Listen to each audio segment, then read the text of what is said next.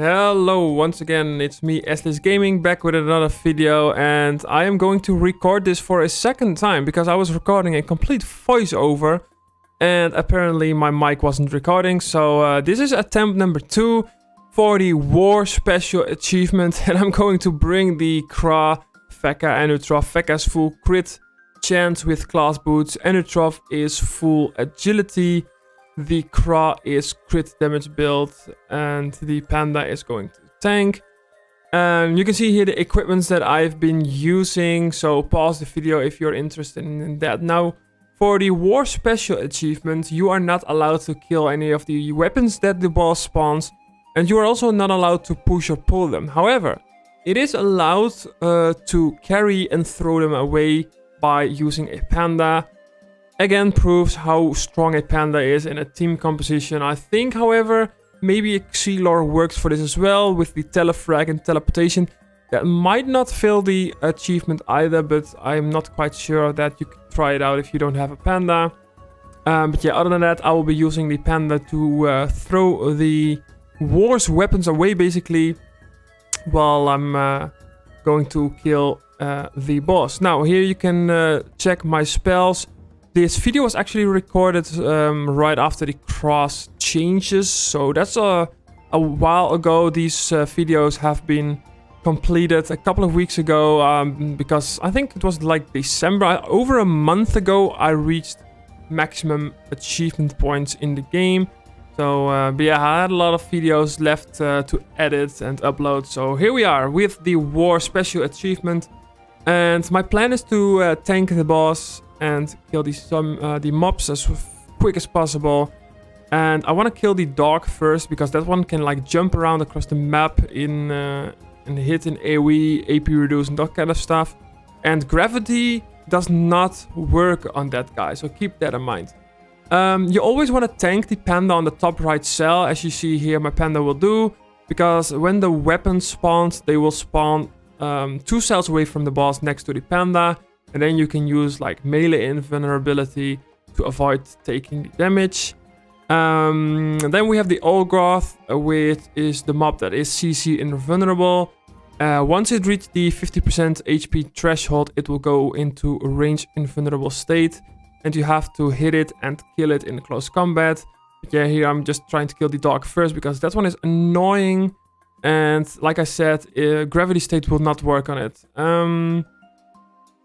Yeah, I am bringing my Anutrof for the healing, as it is quite nice, and the agility Anutrof just does quite some nice damage as well. Panda is just going to jump over the barrel, film the mobs, and just going to stay next to the boss. Another thing to keep in mind, that once you start going for the boss, which you will see in a couple of turns, is that when the weapon spawns, if you don't kill the weapons, the boss will actually gain resistance and MP. And because the boss gains MP, it will be able to dodge the Panda and go for your team. So it is highly advised to stay as far away as possible with your team to avoid the boss delocking the Panda. As you just saw here, it even delocked without the MP buff. So it's quite annoying sometimes, even with high lock Panda and Jessica belt. The boss can dodge the Panda and go for your team, so keep that in mind. So here the Olgoth is range invulnerable, so I'm going to go next to him and kill it. I think, yeah, my Kra can't reach, so I think I will try to kill it with my Anutrof. The Kra, in the meantime, will go for the Soul Swallower. That mob can actually hit from a pretty high range, so I just killed it here. The mobs are pretty easy to kill, so that's a good thing of this dungeon. Here I'm just like, okay, I'm low on health, but screw this. I'm just gonna go send it and kill this guy with my Anutrof. And there we go, on turn 3 all the side mobs are dead. And only the boss is left. I knew he was gonna go in between there, but I'm like, well, it is what it is. I'm just gonna throw the Anutrof and the Feka away. And that way I can go and tank the boss again. However, I made a mistake. I went from the bottom side of the boss instead of the top side, which isn't a big deal. But I think next turn I will go to the top side. It's really nice when you're using a panda with eviction. You can just jump over the boss and it's just like that. It's GG done. Once you start to go for the boss, you will only be able to do one hit on the boss, and then you will get the pacifist state. Unless your character got hit by the boss and got the state that my Enitrof has here, the symbol on the left, only then you can do multiple hits without getting the pacifist state. So here my panda will go to the top right cell again, and I think, let's see, in next turn I can probably get the boss to the threshold, because I did not do a melee invert on the panda. However, I think I did make a mistake here, because at the start of the boss's turn, this is quite some important information. At the start of the boss's turn, he will take some kind of poison damage. I don't know exactly, but if the boss is like really close to the threshold, the poison damage will actually trigger the threshold and the weapon will spawn. And I think that will happen here in a second. Yeah, the weapon spawned because the boss got damage. Even though I didn't hit him, but it's like a thing that I still haven't figured out what causes this. But the boss swapped with the weapon, got more resistance, managed to hit my team. My panda got hit quite a lot, so that's not really a lot of fun. Also, my panda, by stepping into the glyph, which obviously I have no choice but to do that, I take a lot of damage as well. And here I'm going to go next to the boss again. Here I do not take the pacifist state when hitting the boss. I don't know exactly what causes it. I think it will happen once the weapon spawns. If the weapon is not killed, you are able to do a full turn of damage on the boss. So here you can see it's close to the threshold again. But I'm just trying to keep my team alive with heals. And this turn I will do a melee invulnerability on my panda with prohibition. And now I can just hit the boss again. Keep in mind, with the class boots, one of the Fecker spells has no line of sight. So that's pretty nice. Yeah, War's weapons may not be killed or moved. So I was about to push the weapon, but of course I'm not allowed to do that. So here, even though the weapon spawned, I'm still taking pacifist state. So maybe it is only when the boss swaps with a weapon or something like that, it does not take the pacifist state. But yeah, other than that, you will always take pacifist state when you hit it. I was actually, during this fight, looking at a picture in the Discord with the war mechanics, where it shows the AoE of the weapon spawns.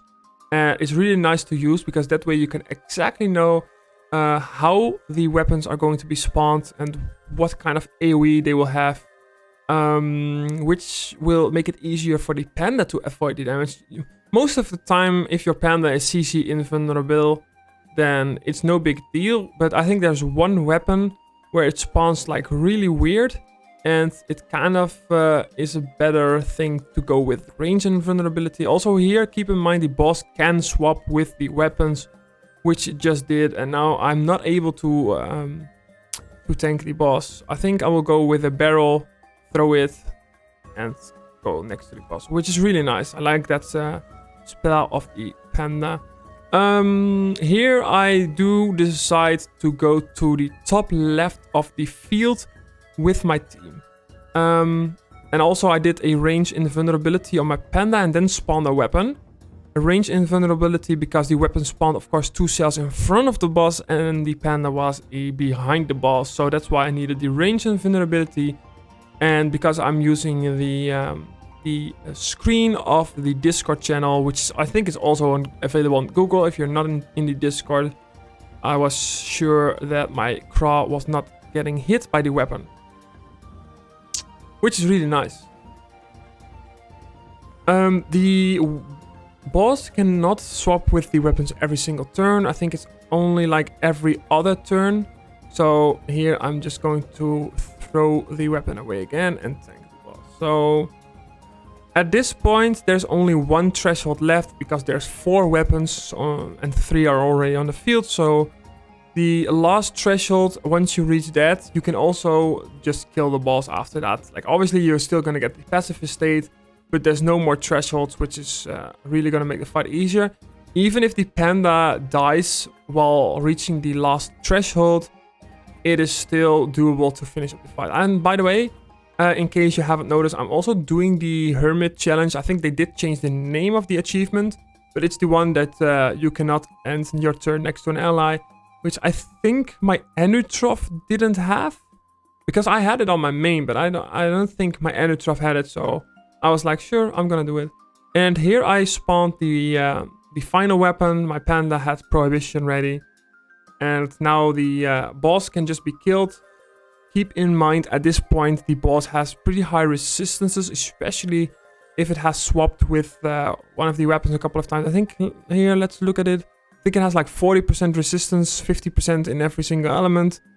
So I'm not doing a lot of damage. Yeah, so far, panda is still alive, and I'm chilling, like 3k HP. I can just tank the damage of the weapon, which is really, really nice. The boss also has the lowest resistance in chance, I think. So if you have chance characters, that's really nice as well.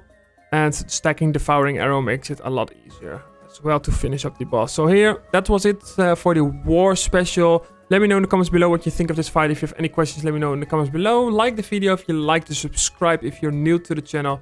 And I'll see you guys in the next video. Take care. Bye.